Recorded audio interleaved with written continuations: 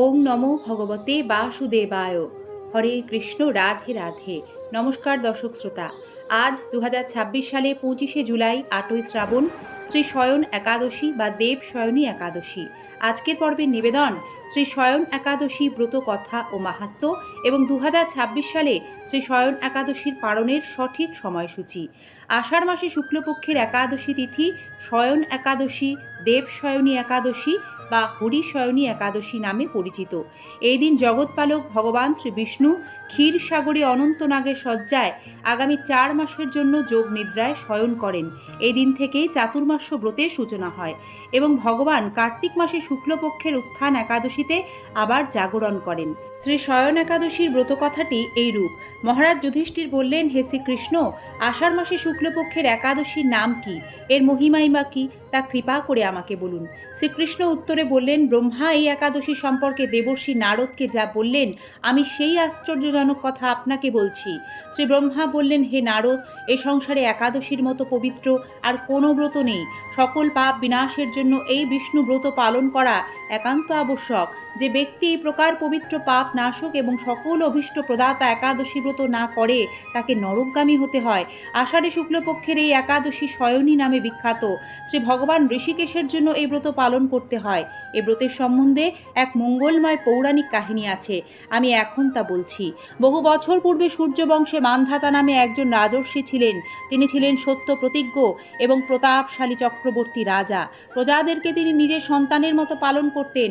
সেই রাজ্যে কোনো রকম দুঃখ, রোগ, ব্যাধি, দুর্ভিক্ষ, আতঙ্ক, খাদ্যাভাব অথবা কোনো অন্যায় আচরণ ছিল না। এইভাবে বহুদিন অতিবাহিত হলো। কিন্তু এক সময় হঠাৎ দৈব দুর্বিপাকে ক্রমাগত 3 বছর সে রাজ্যে কোনো বৃষ্টি হয়নি। দুর্ভিক্ষের ফলে সেখানে দেবতাদের উদ্দেশ্যে দান মন্ত্রের স্বাহা, স্বাধা ইত্যাদি শব্দ বন্ধ হয়ে গেল। এমনকি বেদ পাঠও ক্রমশ বন্ধ হলো। তখন প্রজারা রাজার কাছে এসে বলতে লাগলো, মহারাজ, দয়া করে আমাদের কথা শুনুন। শাস্ত্রে জলকে নাড় বলা হয়, আর সেই জলেই ভগবানের অয়ন অর্থাৎ নিবাস। তাই ভগবানের এক নাম নারায়ণ। মেঘরূপে ভগবান বিষ্ণু সর্বত্র বাড়ি বর্ষণ করেন। সেই বৃষ্টি থেকে অন্ন এবং অন্ন খেয়ে প্রজাগণ জীবন ধারণ করেন। এখন সেই অন্নের অভাবে প্রজারা ক্ষয়প্রাপ্ত হচ্ছে। অতএব হে মহারাজ, আপনি এমন কোন উপায় অবলম্বন করুন যাতে আপনার রাজ্যের শান্তি এবং কল্যাণ সাধন হয়। রাজা মান্ধাতা বললেন, তোমরা ঠিকই বলেছ।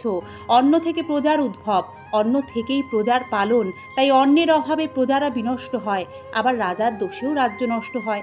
আমি নিজের বুদ্ধিতে আমার নিজের কোনো দোষ খুঁজে পাচ্ছি না। তবুও প্রজাদের কল্যাণের জন্য আমি আপ্রাণ চেষ্টা করব। তারপর রাজা ব্রহ্মাকে প্রণাম করে সৈন্যসহ বনে গমন করলেন।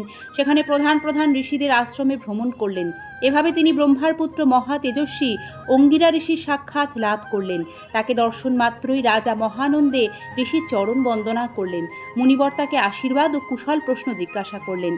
রাজা তখন তার বনে আগমনের কারণ সবিস্তারে ঋষির কাছে জানালেন। ঋষি অঙ্গিরা কিছু সময় ধ্যানস্থ থাকার পর বলতে লাগলেন, হে রাজন, এটি সত্য যুগ। এই যুগে সকল লোক বেদ পরায়ণ এবং ব্রাহ্মণ ছাড়া অন্যরা তপস্যা করে না।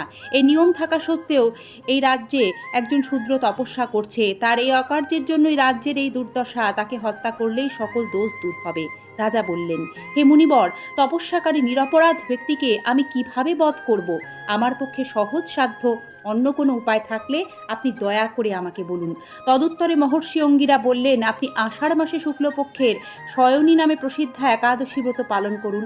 এই ব্রতের প্রভাবে নিশ্চয়ই রাজ্যে বৃষ্টি হবে। এই একাদশী সর্বসিদ্ধিদাত্রী এবং সর্ব উপদ্রব নাশকারিণী। হে রাজন, প্রজা ও পরিবারবর্গ সহ আপনি এই ব্রত পালন করুন। মুনিবরের কথা শুনে রাজা নিজের প্রাসাদে ফিরে গেলেন।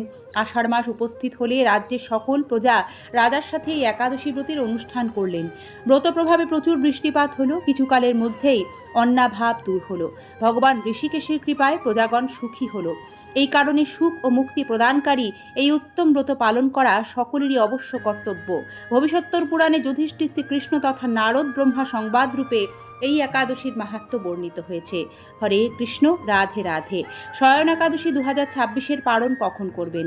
ভারতের ক্ষেত্রে শয়ন একাদশীর পালন করতে হবে 26শে জুলাই রবিবার সূর্যোদয় থেকে সকাল 9:32 মধ্যে।